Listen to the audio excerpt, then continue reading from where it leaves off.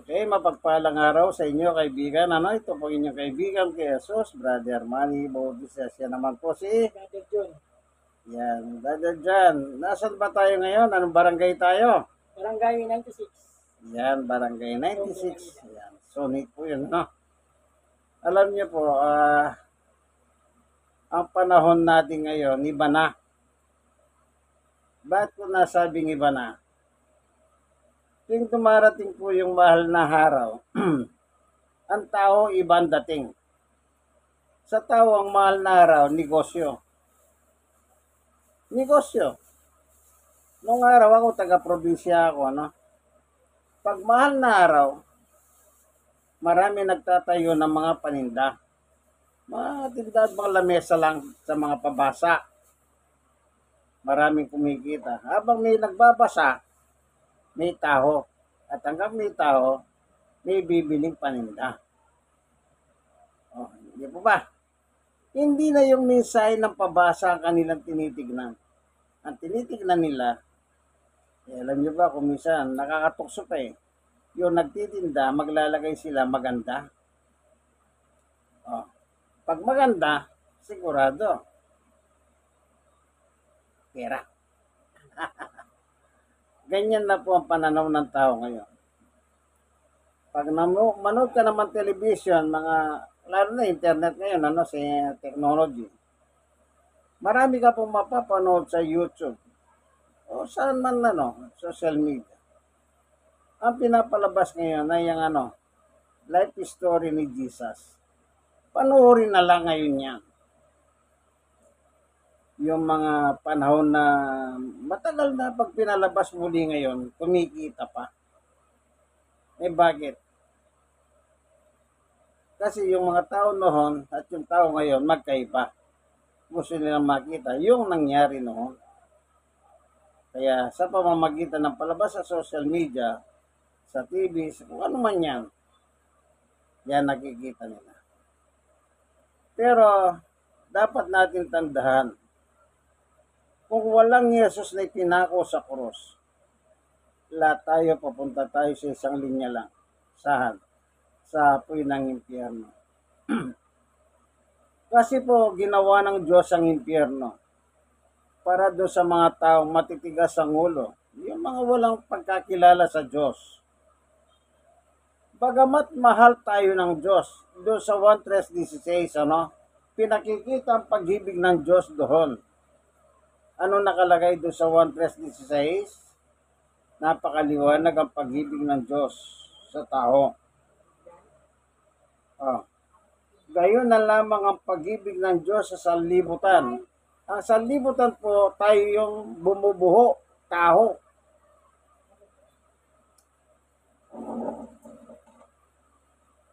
Kaya ibinigay niya kanyang bugtong na anak si Jesus upang ang sumampalataya sa kanya ay hindi mapahamak kundi magkaroon ng buhay na walang hanggan. So, napasin ba ninyo yung kasulatan? Merong buhay na walang hanggan, merong kapahamakan. Yung buhay na walang hanggan po yun, yung piling ng Diyos sa langit na yan.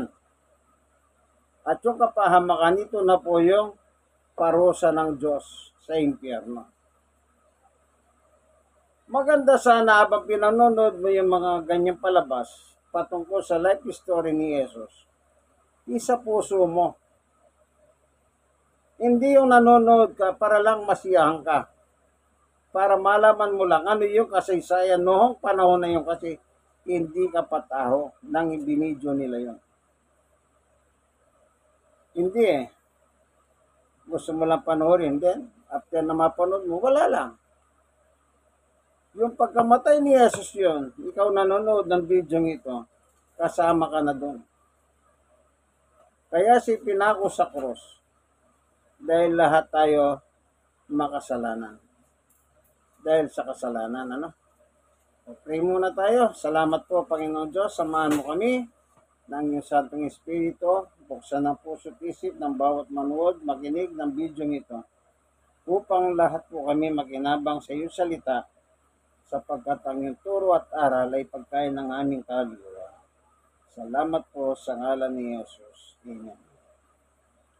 Yung pagkamatay ni Jesus sa krus ay napakahalaga niyan. Alam niyo bakit siya mahalaga? Kasi yan ang katubusan natin. Kung walang namatay sa ibabaw ng krus, kaibigan, kaya mo bang bayaran ng kasalanan mo? Alam niyo, yung pagkalikha sa atin ng Diyos, hindi tayo nilikha para kung saan-saan, kundi isa lang ang dapat gawin. Tingnan niyo po, babasahin natin ang sulat ni Pablo sa Efeso para po tayo malinawan. Malinawan. Bakit tayo nilikha ng Diyos? Para saan? Ika nga. Efeso 2:10. Tayo kanyang nilalang. Tayo, sabi ni Pablo. Tayong mga tao. Nilalang, sabi niya. Nilikha. Yung nilikha, pinakikita lang. Sa tayo nilikha? Sa lupa. Sa Genesis chapter 2, doon nakasulat yun. Nilikha tayo sa pamamagitan ng alabok ng lupa. Anong sabi? Tayo kanya nilalang, nilikha sa pamamagitan ni Kristo Jesus. Kung wala si Jesus, walang nalikha. Tingnan muna natin yung 1:1 at saka 2. 1:1-2. Sa simula pa'y naroon ng salita, kasama ng Diyos ang salita, at ang salita ay Diyos. Kasama ng Diyos, kasama na siya ng Diyos, sa pasimula pa. 3. Sa pamamagitan niya nilikha ang lahat ng bagay, at walang anumang nalikha kung hindi sa pamamagitan niya. Kung wala si Jesus, wala naman po nilikha eh. Kaya lahat tayo nilikha ng Diyos sa pamamagitan ni Jesus. Okay? Balikan natin yung Efeso. Anong nakalagay? Ito, Efeso chapter 2, verse 10. Tayo kanya nilalang nilikha sa pamamagitan ni Kristo Jesus upang iukol natin ang ating buhay sa paggawa ng mabuti. Saan daw po? Paggawa. Ibig sabihin, gagawa tayo. Kikilos tayo. Hindi tayo parang robot. Nasa isang sulok lang. O mga hanuman bagay.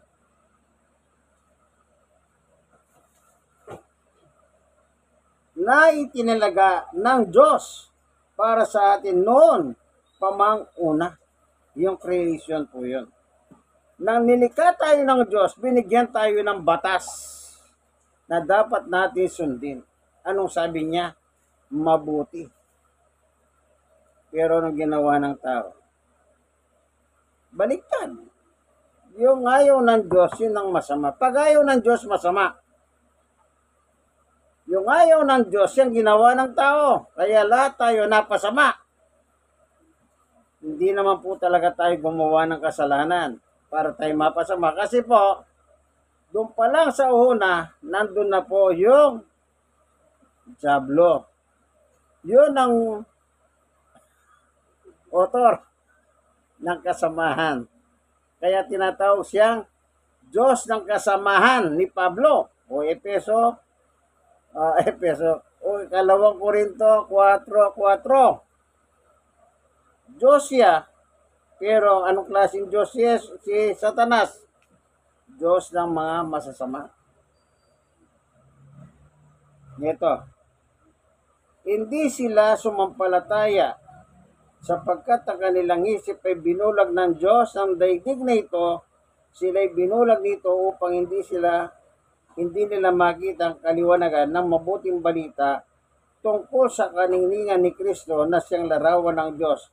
Sa King James Version, ang sabi ron, Diyos ng kasamahan.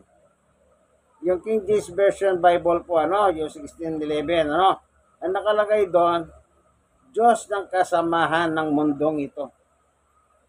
Ano, bagamat hindi nyo po nabasa, hindi nyo narinig dito kasi hindi po ganun na nakasulat. Pero kung babasahin nyo po yung King James Version 16:11, yan ang nakalagay sa ikalawang Korinto 4:4. Kaya tayo po ay napasama.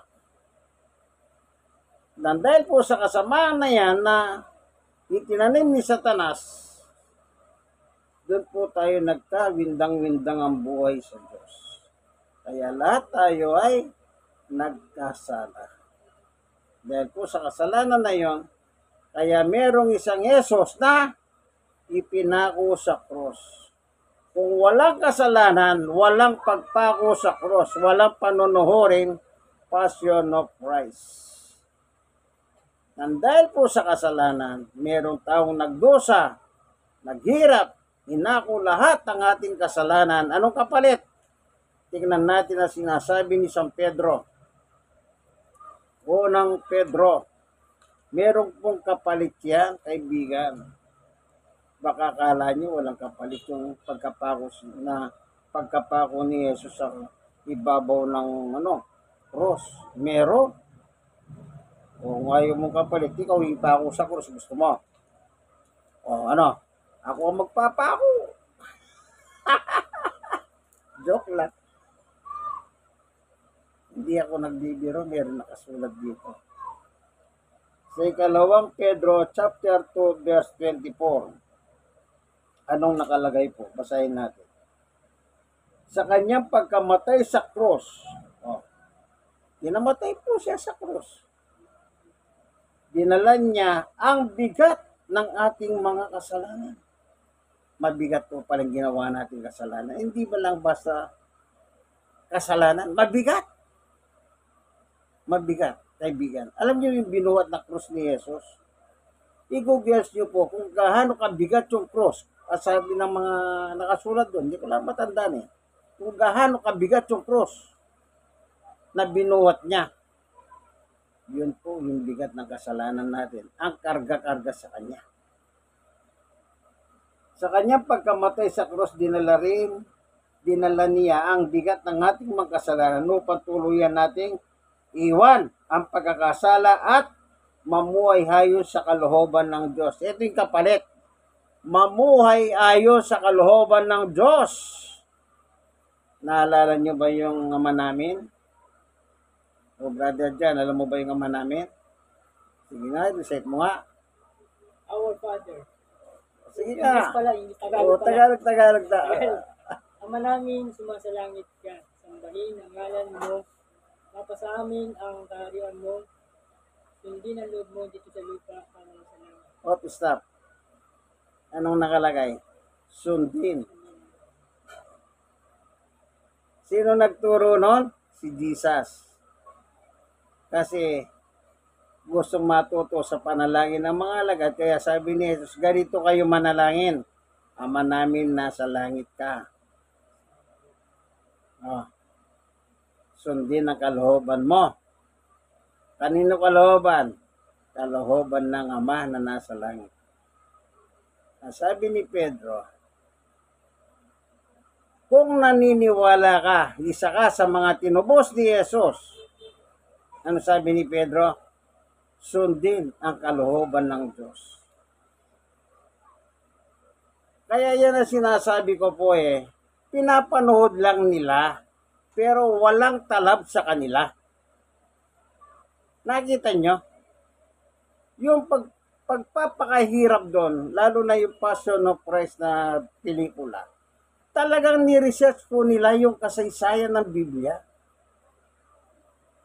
Kaya ganun po ka-critical. Nung araw, balita ko, binampayan meron silang gustong paputol doon Ang gusto nilang paputol na simbahang Katoliko doon, bago ipalabas sa Pilipinas yan yung sima.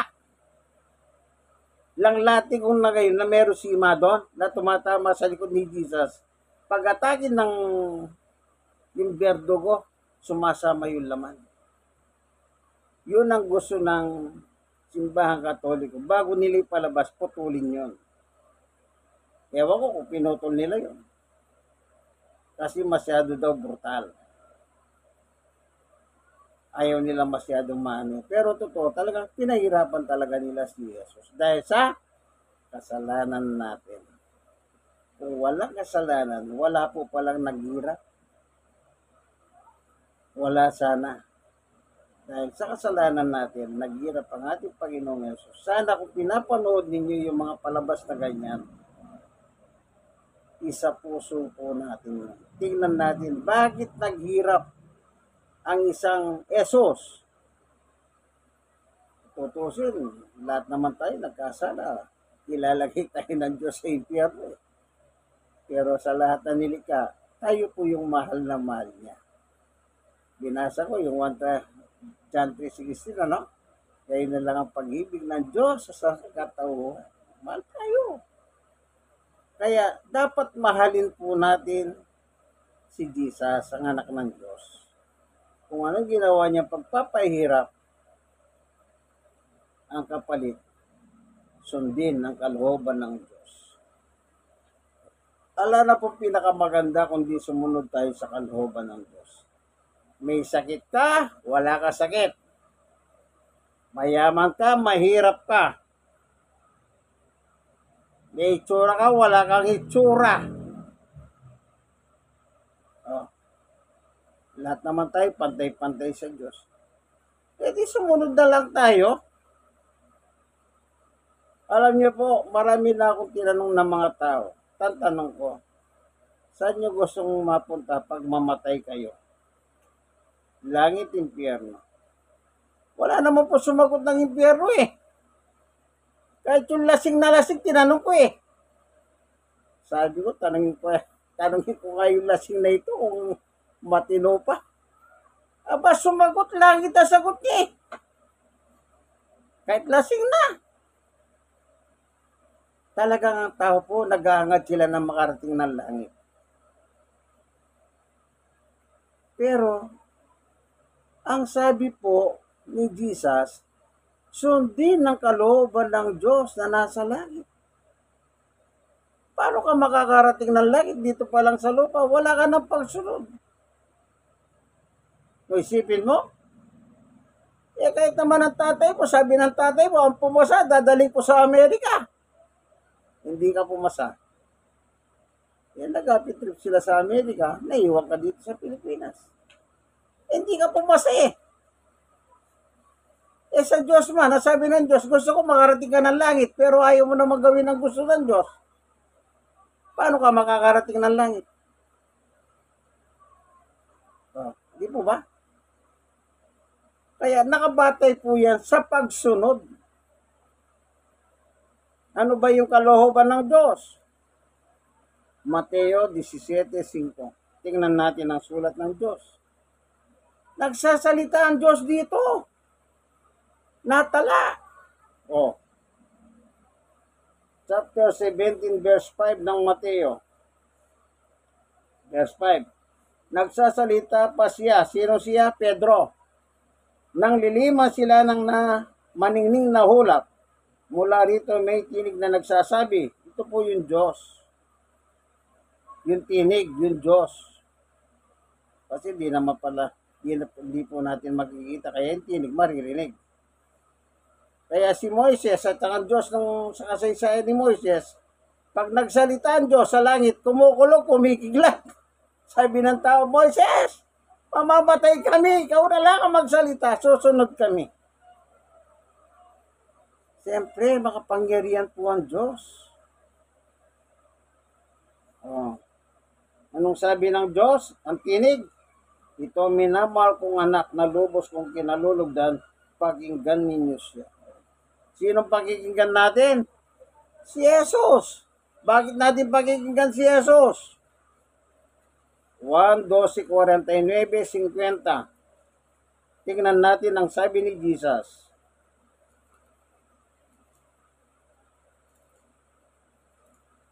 Maliwanag po ito. Kaya babasahin natin. Sabi, 49, sapagkat hindi ako nagsasalita ng gana kong sarili lamang, kundi ang Ama nagsugo sa akin ang siyang nagutos kung ano ang aking sasabihin at ipapahayag. 50. At alam kong ang kanyang utos ay nagbibigay ng buhay na walang hanggan. Kaya't ang pinasasabi ng Ama ang siya kong sinasabi. Pag sinabi ni Jesus, galing sa Diyos yon. Pag pinaniwalaan mo si Jesus, sundin ang loob mo dito sa lupa, ganun din sa langit. Di ba napakagandang pangako? Tayo makasalanan pero may pagkakataon tayong makarating ng langit. Ngayon, anong lang ang dapat gawin? Abay, suko ng buhay kay Jesus. Sa panahon natin ngayon, kanino nyo pa isusuko ang buhay ninyo? Sige nga, sabi ni Jesus, I am the way, the truth, and the life. Akong dahan ng katotohanan at ang buhay, walang makakapunta sa aking Ama, kundi sa pamamagitan ko. O, kanino susurrender ang buhay niya?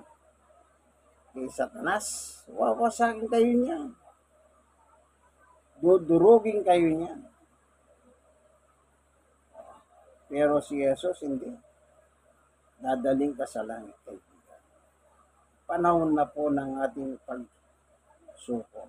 Sana yung mga napapanood natin tungkol sa Kristo, hindi lang natin sila pinanunuhod. Ilagay sa puso. Ilagay sa puso. Ano? Isa puso po natin sila. Magindahan sila ng ating pananampalataya. Maraming salamat po sa iyo, Panginoon Diyos, sa katotohanan na ibinahagi mo sa amin sa pagkakataon na ito ng aming kaligtasan po pala ay hindi nakabatay sa amin, kundi ayon sa iyong pagmamahal sa amin. Salamat po, Panginoon Diyos, sa ngalan ni Jesus. Amen. Kaibigan, nanonood ka ng video ito, sana po mag-like kayo, mag-share at mag-comment kayo. Kayong mga nasiran, mag-share din po kayo. Bakit ko sinasabing mag-share kayo? Biblical teaching po ito, walang halong kwentong kutsero o kwentong barbero o marites. Wala. Ito Biblia. Nilipad-lipad ko, no? Sige po, hanggang dito na lamang ang ating video, no? Minsan pa, ito po inyong kaibigan kay Jesus, Brother Manny Bautista. Siya naman po si Brother John. Ayan. God bless us all. Bye-bye! Parang kandidato, bye-bye!